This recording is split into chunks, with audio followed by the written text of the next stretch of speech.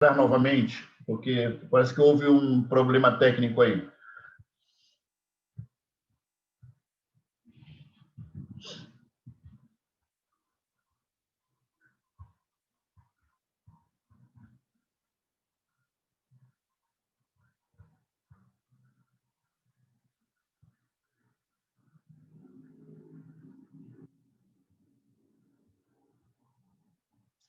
Vamos esperar um par de minutos, depois a gente segue, tá? Para dar tempo a alguns para que possam voltar.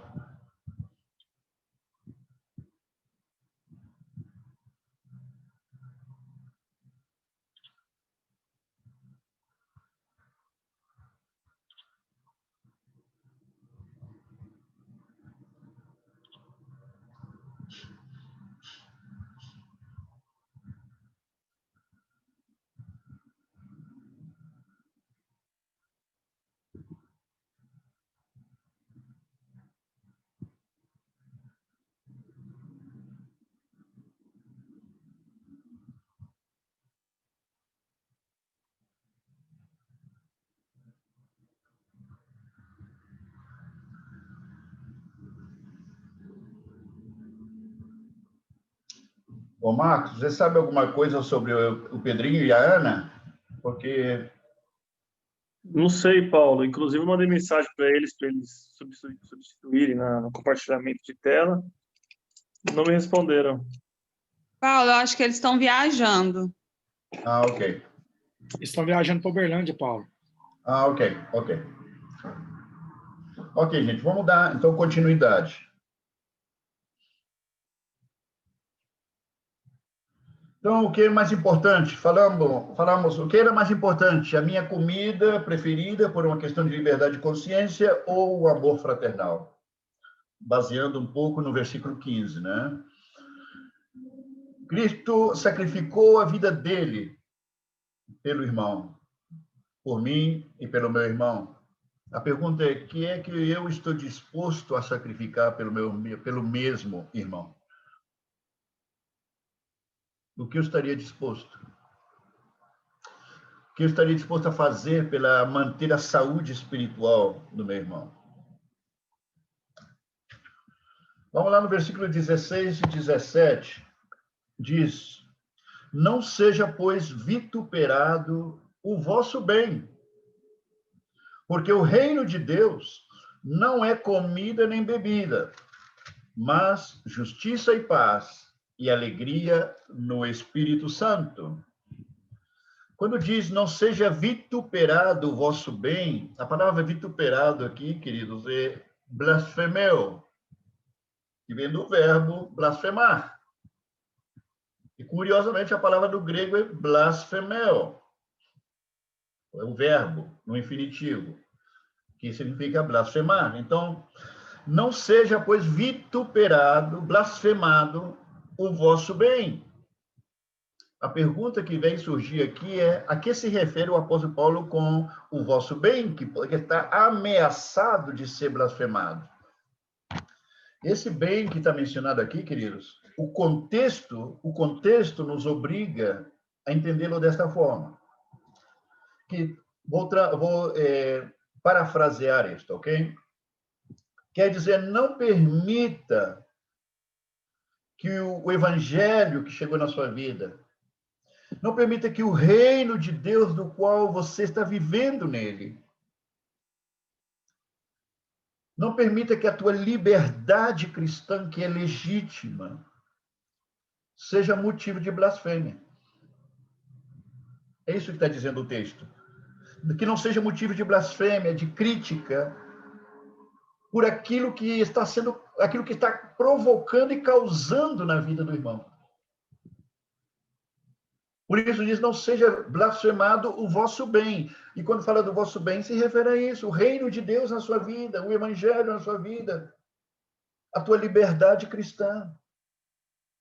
Por causa daquele ato, aquela coisa que você está fazendo, que está ofendendo, nesse caso, causando o irmão para tropeçar, ok? Nós temos que lembrar que o nosso irmão, ele é o corpo de Cristo. Ele é o corpo de Cristo. E lembrar também de que quando Cristo voltar a esta terra, querido, ele só vem buscar uma coisa. Só uma coisa. Ele vem buscar esse irmão. Ele vem buscar o seu corpo. É tudo que ele vem buscar, não vem buscar nada mais. Só isso. Então, a pergunta que nós temos que nos fazer é: será importante para Cristo, então, a vida do irmão? Será importante para ele? E o texto, versículo 27, porque o reino de Deus, disse, porque o reino de Deus não é comida nem bebida, mas justiça e paz e alegria no Espírito. O texto também nos fala, querido, aqui, de maturidade espiritual, onde nós entendemos e priorizamos, né, aquilo que realmente importa. A pessoa que é madura espiritualmente, é isso que ela faz. Ela prioriza aquilo que realmente importa. Ok? Aquilo que realmente tem significado. E aqui, para nós, o que importa, queridos, é o sacrifício de Cristo. O que nos importa é o Evangelho. O que nos importa é o corpo de Cristo. Isso é o que importa. Nada mais importa nesta vida. Por que nada mais importa? Porque a única coisa que Cristo vem buscar é isso, nada mais. O reino de Deus é o único que importa. Quando lemos, por exemplo, em Romanos, capítulo 5, versículo 1, diz: justificados, pois, pela fé, nós temos paz para com Deus, por meio de Jesus Cristo. Então, o reino de Deus, queridos, aqui tipificado em Romanos 5, se caracteriza pela justiça de Cristo em nós. E isso é o que nós temos que ver. O reino de Deus se caracteriza pela justiça de Cristo em nós. Em Romanos 5,10, nos indica o texto que a paz de Cristo que está em nós, ela vem como resultado da reconciliação com Deus. Porque o texto bíblico também nos afirma que éramos inimigos de Deus. Estávamos em guerra com Deus. E diz que por meio da reconciliação com Deus, nós temos paz. Paz com Deus, querido. E isso é o que importa. Em Atos, capítulo 13, versículo 52, nos fala de viver na alegria do Espírito Santo. A alegria do Espírito Santo. E é interessante que em Lucas, capítulo 17, versículo 21, Jesus afirma, querido, aos seus discípulos o seguinte: o reino está dentro de vós. O reino está dentro de você. Está dentro de ti o reino. E isso é o que importa. E o reino, queridos, é o próprio Cristo. Vamos ao versículo 18 e 19. Aquele que deste modo serve a Cristo, aquele que deste modo serve a Cristo, é agradável a Deus e aprovado pelos homens. Assim, pois, seguimos as coisas da paz e também as da edificação, uns para com os outros. Uns para com os outros. Aquele que deste modo serve a Cristo. De que modo está falando o apóstolo Paulo? De todas essas instruções que ele tem dado até agora. De todas as exortações que ele nos dá, de como devemos conviver com os nossos irmãos. Aquele que deste modo serve a Cristo é agradável a Deus. Aquele que acolhe ao débil, aquele que não julga, aquele que não põe tropeço, escândalo, aquele que se preocupa pelo amor fraternal, aquele que está vivendo a justiça de Cristo, aquele que está vivendo na paz, aquele que está na alegria do Espírito Santo. Aquele que serve a Cristo deste modo é agradável a Deus. Deste modo, querido, ele é testemunha fiel da obra de Cristo nele, diante dos homens. Lá no versículo 14, no capítulo 14, no versículo 6 ao 8, como voltando atrás, buscando essa referência, tá? Do versículo 6 a 8, do mesmo capítulo, diz o seguinte, é bom ler de novo. Quem distingue entre dia e dia, para o Senhor o faz. E quem come, para o Senhor come, porque dá graças a Deus. E quem não come, para o Senhor não come, e dá graças a Deus. Porque nenhum de nós vive para si mesmo, nem morre para si, porque se vivemos para o Senhor, vivemos. E se morremos, para o Senhor vivemos. Quer pois vivamos ou morramos, somos do Senhor. Aquele que serve a Cristo deste modo é agradável a Deus. Versículo 19. Assim, pois, seguimos a paz, seguimos as coisas da paz e também da edificação de uns para com os outros. Se lemos 1 de Pedro, capítulo 3, para os que estão anotando. 1 de Pedro 3, versículo 10 ao 12. O apóstolo Paulo disse, busque a paz. Em outra palavra, promove a paz. Promove a paz.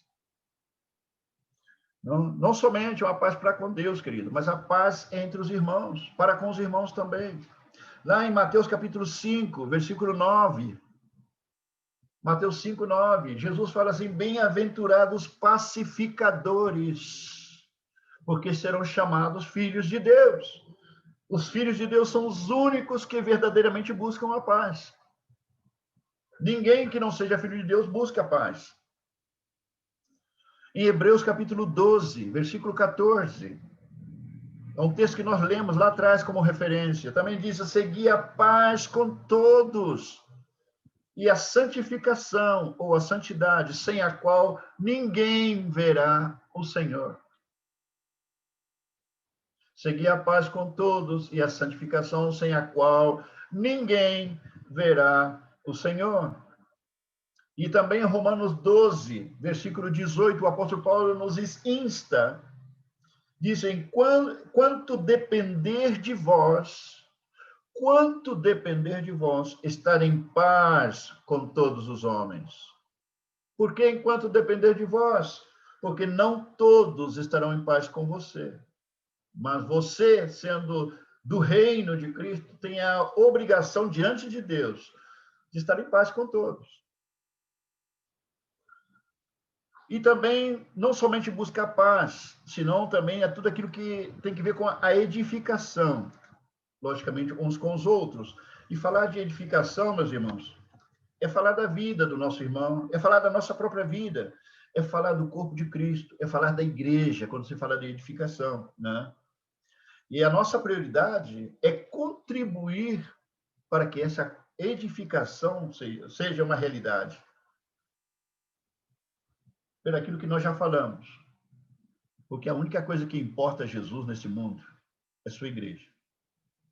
Nada mais. É a única coisa que importa.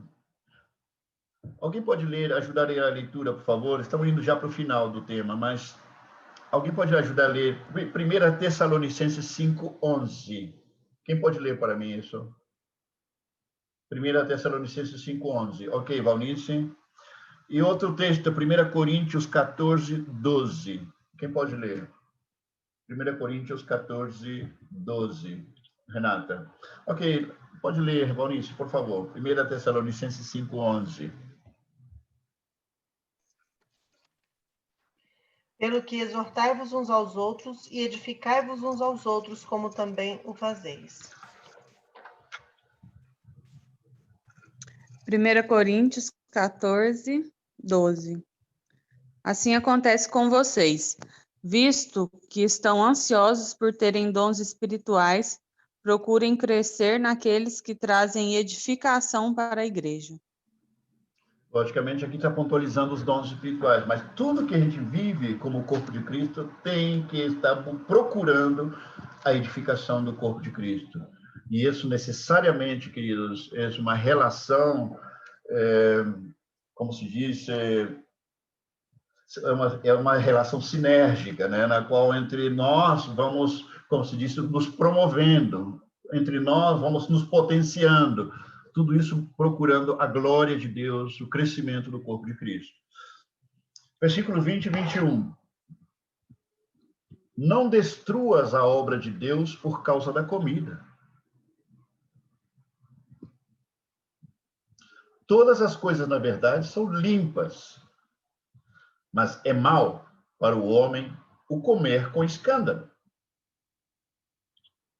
É bom não comer carne, nem beber vinho, nem fazer qualquer outra coisa com que teu irmão venha a tropeçar, ou se ofender, ou se enfraquecer. Como vocês percebem, Paulo parece que não solta o tema, né? Não solta o tema, repete muitas vezes a mesma coisa. Então, não destruas a obra de Deus por causa da comida, né? Nós já lemos lá no capítulo 15 de Mateus, versículo 11, né, que não é aquilo que contamina o homem não é o que entra pela boca, senão aquilo que sai. É aquilo que sai da boca, aquilo que sai do coração, né, o que contamina. E também nós vimos lá no capítulo 1 Coríntios 8, do 9 ao 11, também já vimos esse texto, já limos, onde Paulo fala da liberdade de consciência com respeito ao tema das comidas, sempre preocupado de não colocar tropeço. E no versículo 21, querido, aqui aparece algo curioso. Eu não sei, eu quero que vocês olhem suas Bíblias aí, dão uma olhada na Bíblia. Quando diz é bom não comer carne, nem beber vinho, nem qualquer outra coisa com que teu irmão venha a tropeçar. E a partir daí, o restante do versículo está entre colchetes. Pode ser que na Bíblia de alguns de vocês está com colchetes e pode ser que em alguma Bíblia não esteja, entre parênteses. O restante do versículo, ele geralmente não aparece nos textos originais, ok? Ele não aparece porque não foi encontrado tampouco nos manuscritos antigos, onde disse ou se ofender ou se enfraquecer. Essa expressão não necessariamente aparece no texto bíblico. Se você tem a Bíblia, como se chama, gente? A NVI, é possível que não aparece o restante do versículo na NVI. Mas não se preocupa não, tá? Porque quando diz aqui qualquer outra coisa, teu irmão venha a tropeçar, que em realidade quando diz ou se ofender ou se enfraquecer, são sinônimos.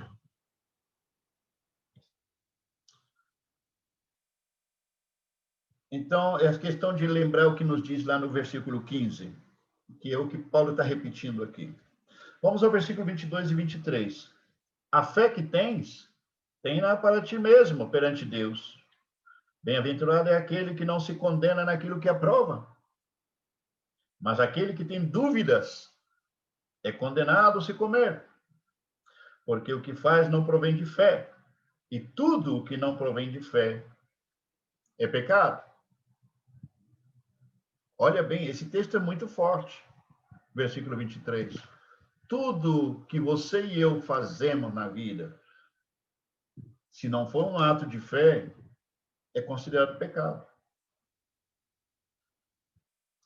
Aparentemente, o que nós temos falado até agora se refere somente àquilo que a gente possa fazer e que possa ofender ao irmão, aparentemente. Mas esse texto final aqui, queridos, quando consideramos versículos 22 e 23, nos abrem a possibilidade também de que é possível, na nossa liberdade de consciência, induzir, olha bem, induzir a um irmão fraco na fé para fazer algo que atenta contra a sua própria consciência. Tem pessoas que são fracos na fé, têm dúvidas sobre certas coisas, mas como vê alguns irmãos maduros fazendo, então eles também, para não ficar de fora, eles também fazem, mas à custa de pecar. Enquanto aqueles que estão, os outros não pecaram fazendo, e ele, por fazer, está pecando, porque está atentando contra a sua própria consciência. Seja por comidas, bebidas, por qualquer outra coisa. E aqui no nosso contexto cultural, podemos claramente usar o exemplo do vinho, né? Tem irmãos que vão tomar o seu vinho e não se vão sentir problema de consciência, não vão ter conflito diante de Deus. Não vão pecar. Mas tem outros irmãos, para não ficar de fora, de repente, ele tem problema de consciência. Igual vai tentar e vai tomar para ser parte da roda. E vai fazer aquilo e vai cometer pecado, porque ele está fazendo algo que vai contra a sua consciência.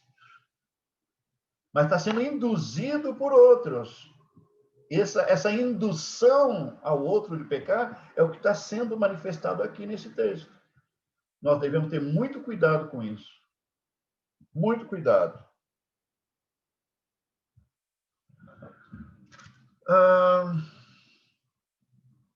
Qualquer ação nossa, sem fé, querido, é pecado. Porque tudo aquilo que não provém de fé é pecado. Quero mencionar somente em Romanos a razão pela qual esse texto é forte. Esse texto precisa ser tomado em conta seriamente por cada um de nós. Tudo que não provém de fé é pecado. Em Romanos 1,17 diz: o justo pela fé viverá. Parece fácil de entender o que está dizendo. Mas, lamentavelmente, muitos irmãos interpretam esse texto, que está dizendo que foi o fato que aquela pessoa foi justo porque ela foi resgatada das trevas para a luz. Esse ato de resgate é que ele foi feito justo. É isso que está dizendo que ele saiu da morte para a vida em Cristo. Aí é onde aplicam esse texto. Esse texto é correto aí? É. Mas ele não somente foi resgatado das trevas para a luz, da morte para a vida, pela fé. Ele vai seguir vivendo a vida inteira, a peregrinação dele nesta terra, pela mesma fé que atuou na conversão dele. A mesma fé que atuou na redenção dele. Até o final. Ele creu em Cristo e o poder de Deus se manifestou na vida dele. E ele foi feito nova criatura. Um milagre.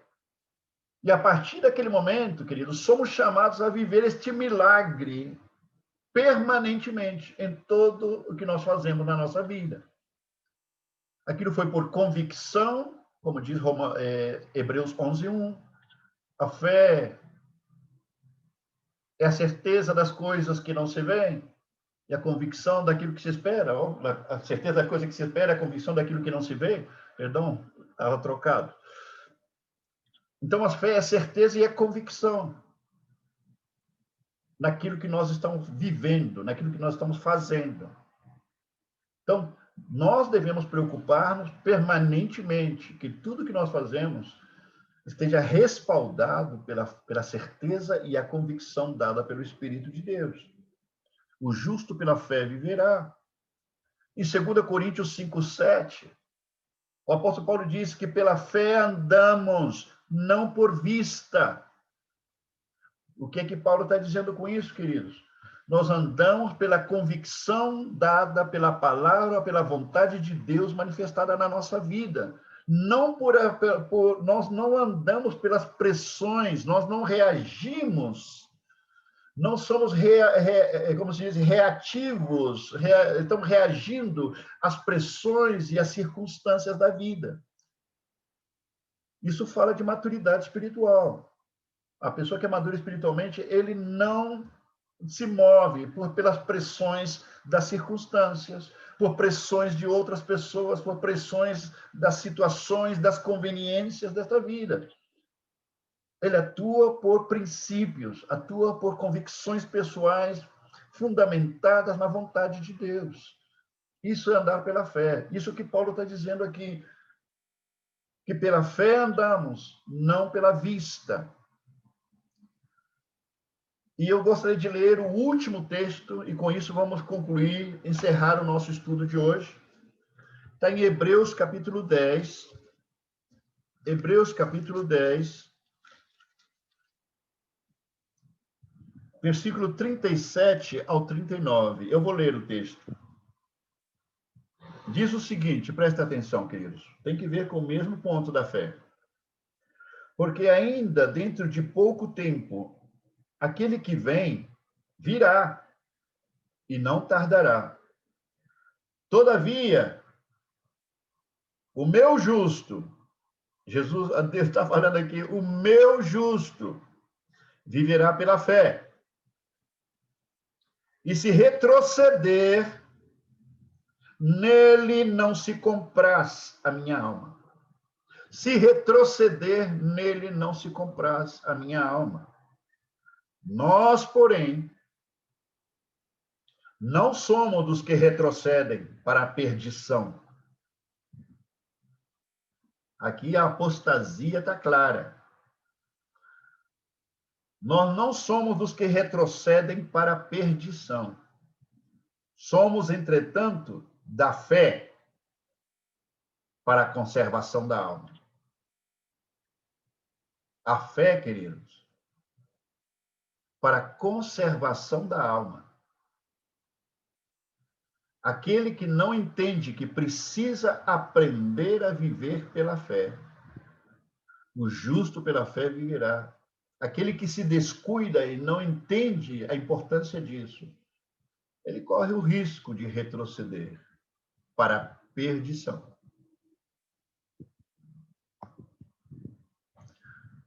Logicamente, espero que não seja o caso de nenhum de nós que estamos aqui hoje. Queridos, alguma pergunta, algum comentário, antes que possamos concluir esta noite?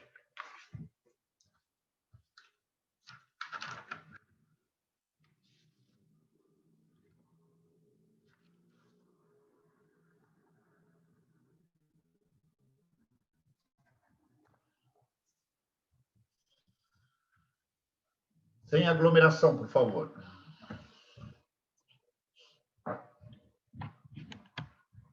Parece que não tem perguntas nem comentários.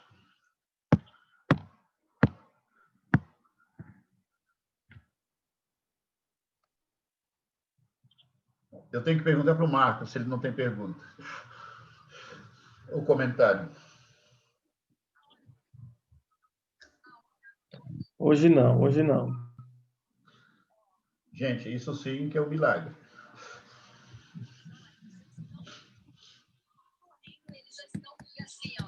Ok, já que ninguém tem pergunta nem comentário, vou pedir ao Marcos também para que ele possa estar fechando esse tempo nosso com oração. E para aqueles que entraram depois, gente, como todos podem perceber, o Dalton chegou são e salvo lá em Cali, Colômbia. E aí estaremos mais em forma privada conversando mais com ele, ok? Depois. Que bom que chegou bem, Dalton. Aqui estamos aqui esperando por você.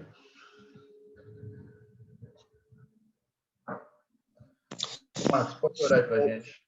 Sim, claro.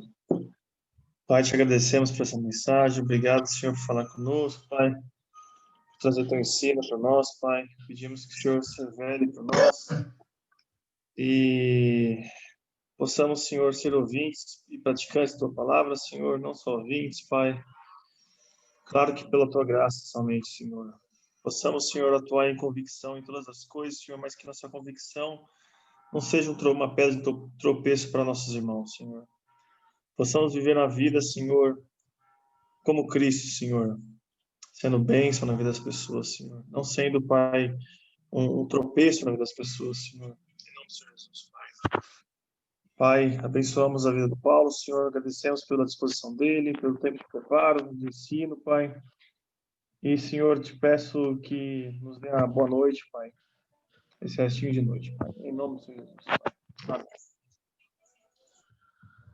Amém. Amém. Queridos, um grande abraço a todos. Que Deus siga ministrando, recordando tudo aquilo que foi compartilhado, né, nos seus corações.